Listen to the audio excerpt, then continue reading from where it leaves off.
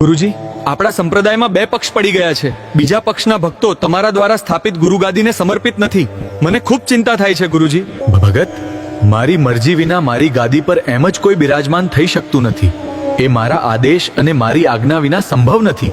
ભોળા ભક્તો એટલું સમજી શકતા નથી કે મારી ગાદી પર જે બિરાજમાન હોય તે કોઈ સામાન્ય મનુષ્ય નથી. મેં ફક્ત એક જ ગાદી, ગુરુ ગાદી સારસાપુરીની સ્થાપના કરી છે અને ગુરુ ગાદીના આદેશને આધીન રહેવું એ દરેક અનુયાયીનું કર્તવ્ય છે.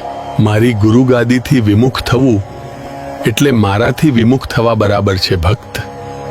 અને કોઈ પણ દેવળમાં મારી બાજુમાં મારા ઉત્તરાધિકારીને જ બિરાજમાન કરી શકાય. કોઈ ભક્તને મારી બાજુમાં સિંહાસન પર બેસાડી ના શકાય, ભલે એ ભક્તની અનેક સિદ્ધિઓ જ કેમ નથી હોતી. અગાધ બોધ ગ્રંથમાં મારા ઉત્તરાધિકારીને મેં મારા સમાન ગણાવીને તેમની આજ્ઞામાં રહેવાનો આદેશ આપ્યો છે. અને મારું જ્ઞાન મેં કોઈ પણ દ્વીપમાં કહેલું હોય તો પણ એ દરેક દ્વીપ માટે સમાન રીતે લાગુ પડે છે.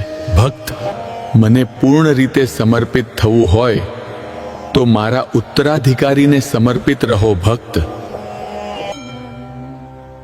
સત કૈવલ સાહેબ,